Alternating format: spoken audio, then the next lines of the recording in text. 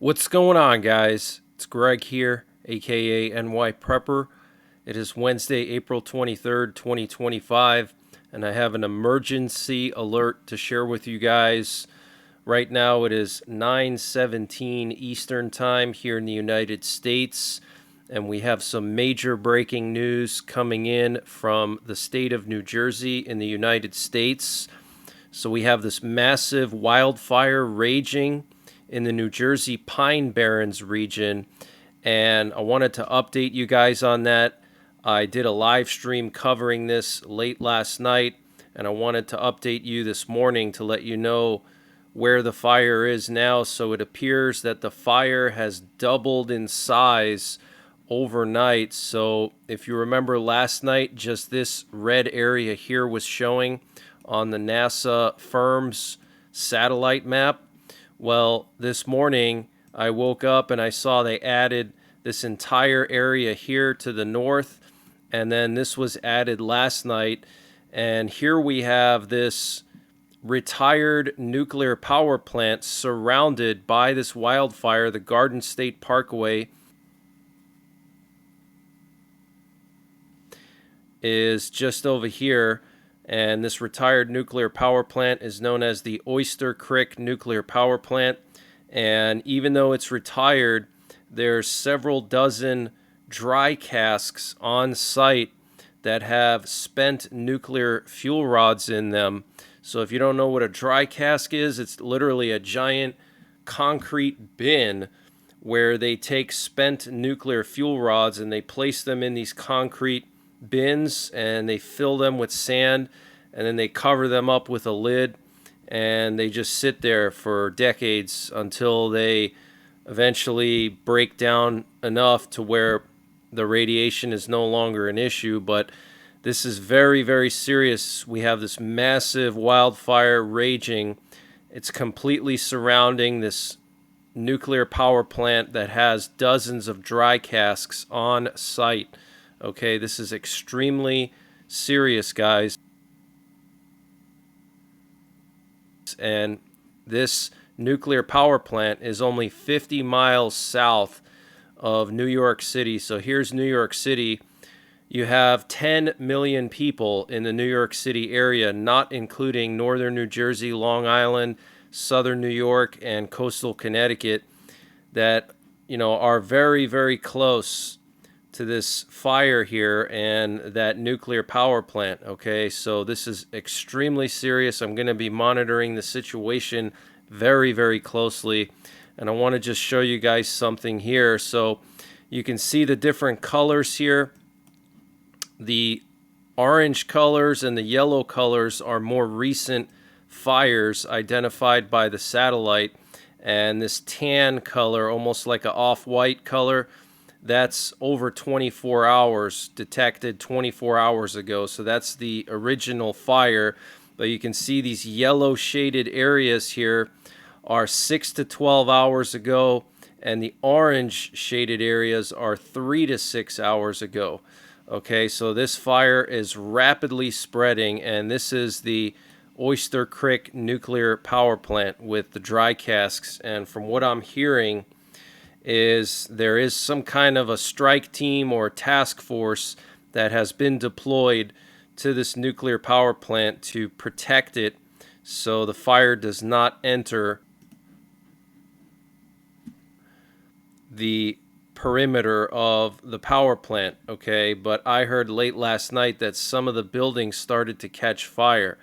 Okay, so guys, please make sure, if you live in New Jersey, New York, Connecticut, this entire area here, make sure you have potassium iodide. Okay, you can go and order it now on Amazon, and they'll probably ship it to you within 24 to 48 hours. Okay, get yourself some potassium iodide. Get enough potassium iodide for everyone in your family. Okay, just in case something happens here, you'll be protected. At least your thyroid will be protected with the potassium iodide. But look at how massive this fire is. And just to let you guys know, this map lags behind by several hours. So last night, for example, this fire here that they're showing just to the south of the Oyster Creek nuclear power plant was actually happening hours before it showed up on this map. Okay, so this map is delayed by several hours. Okay, so it could be even larger. Also, we have Fort Dix and McGuire. Okay, McGuire Dix Air Force Base, just 15 miles to the northwest of this fire. So this is very, very concerning, guys. And I want to just show you something interesting. It appears we have some U.S. aerial refuelers that are leaving from McGuire now, and my guess is they're being relocated because of this wildfire. Okay, so 2 KC-46 Pegasus planes just left McGuire Dix, call signs Rummy 71 and Rummy 72, escaping from this fire. And I want to also show you something. Here we have a New Jersey Forestry Service helicopter that's been flying over the fire, and what's interesting is it flew right over Oyster Creek. Okay, so here you can see the nuclear power plant, and right here are the dry casks I was telling you about. You can see these round cylinders here. Okay, these basically look like grain silos, and they're just filled with sand and spent nuclear fuel rods. Okay, so this is the big concern here. If this were to get compromised, this is basically all of the nuclear fuel rods from this power plant that shut down in 2018. So there's a lot of radioactive material there. And what's interesting is this New Jersey Forestry Service helicopter literally flew right over it, okay, and then did a loop over here by this neighborhood, okay. And based on the scanner traffic last night, there were fires being reported over here by Forked River Beach. Okay, all these homes here. There were some fire alarms going off in this area. The Elks Lodge in Lacey, okay, over here. So this is extremely serious, guys. And you know, this time of year, it's pretty dry, and this is the Pine Barrens region of New Jersey. For those of you guys who don't know what this is, it's a huge pine forest in central New Jersey, and this is actually where the Jersey Devil comes from. The legend of the Jersey Devil is from this central southern New Jersey coastal area, the Pine Barrens region. That's like a Bigfoot type creature, and this forest is extremely flammable because of all the pine trees and the pine needles on the ground. So that stuff just burns super easy, and there's no rain forecasted until Saturday. Okay, so this fire is going to continue to spread. As you can see here, this Forestry Service helicopter flying over this entire area here. And here we have some footage coming out of this area. This was late last night. You can see these massive flames, guys. This looks like something out of a Hollywood movie, okay, like the movie Firestorm from the 90s. You might remember that movie with the NFL anchor. I forgot his name already. But look at that, guys. This is a real-life firestorm, and this is not in California. This is not in Arizona. This is not in Colorado, the typical wildfire areas. This is in New Jersey, okay, 50 miles south of the most populated urban metropolis in all of North America, okay, and this nuclear power plant right there. Look at that. That is just totally insane. And yesterday, Ukrainian drones struck one of Russia's largest ammunition storage locations in the Vladimir region. They hit the 51st GRAU munitions depot, and here we have some footage coming out of the area here in the Vladimir region of Russia. This is just 45 miles east of Moscow. You can see this massive plume of smoke. Absolutely insane. Apparently the facility stored over 100,000 tons of critical military hardware, including artillery shells, anti-tank guided missiles, air defense missiles, MLRS systems, and rockets and glide bombs. Okay, so this massive ammunition storage depot, one of the largest in Russia, 100,000 tons, hit by Ukrainian drones last night. And I'm sure that Putin is not going to be happy about that. And what you're looking at here is the NASA Fire satellite showing the entire facility in Russia here on fire. Okay, this facility is 1.5 miles wide. Okay, and the whole thing is burning now. So this is very, very serious. And there was a massive terror attack in the Kashmir region of India yesterday. 26 people were killed and 17 wounded.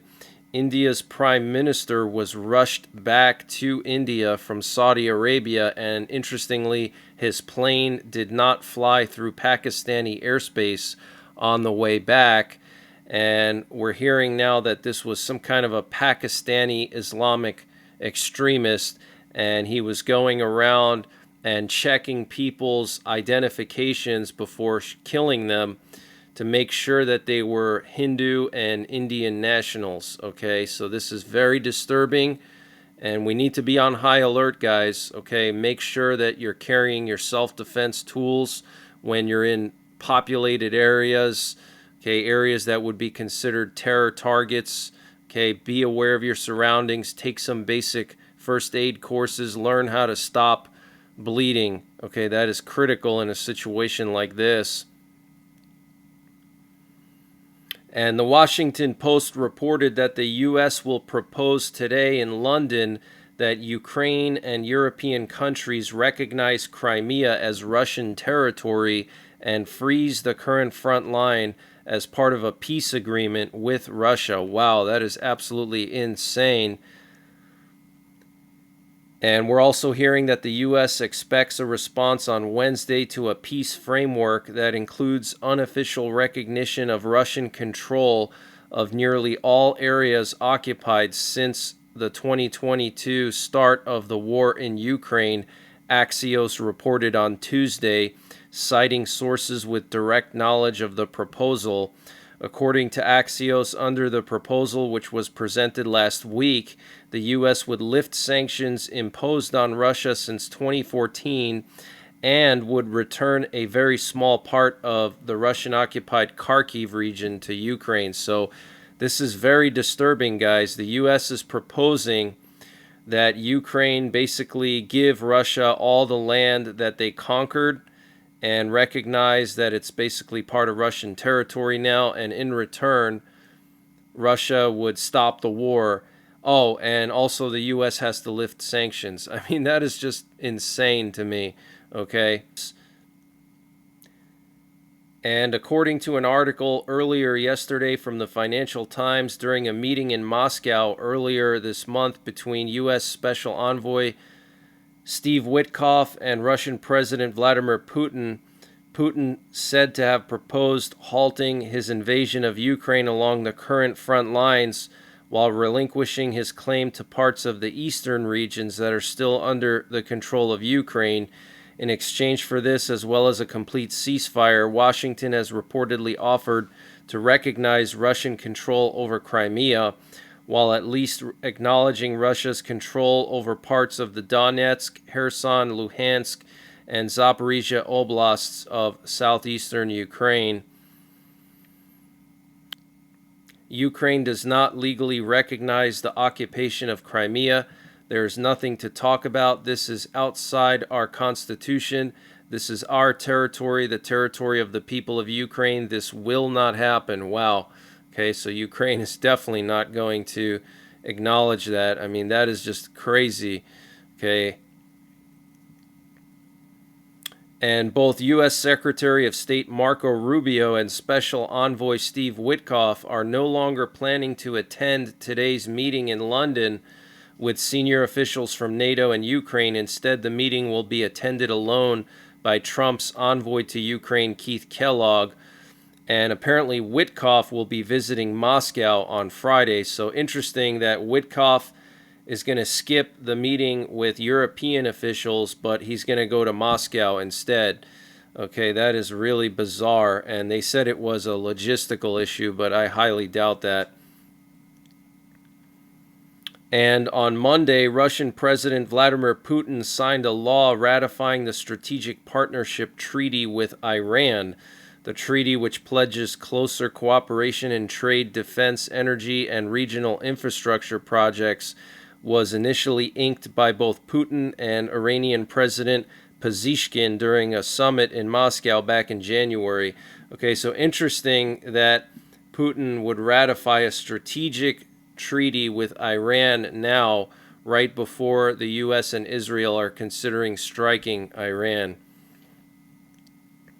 And Iran's foreign minister arrived in China yesterday to update Chinese officials on the nuclear talks with the U.S. Pretty interesting. And despite tensions with Canada, the U.S. appears to be proceeding with plans for a new constellation of satellites to defend the homeland and is scouting possible sites in Idaho, Nevada, and Oregon to host the long-range sensors, according to a recent public notice. On April 18th, the Air Force revealed officials were beginning to prepare an environmental impact statement concerning the construction of over-the-horizon radars, listing one site each in Idaho and Nevada and 3 in Oregon as potential hosts. Barring any potential issues, the Air Force would acquire land from the 5 locations listed to build 2 over-the-horizon radar systems. So, guys, if you live in Oregon, Nevada, or Idaho, you need to figure out where they're going to be putting these radars, because those are going to be prime targets during a nuclear war with Russia. They're going to want to take those radars out, because these are radars that are specifically built and calibrated to detect ICBMs. And it's interesting that they're putting them in the northwest, which indicates that there's not only a blind spot there, but that there's a threat coming from maybe Russia or China. Okay, so this is very, very concerning.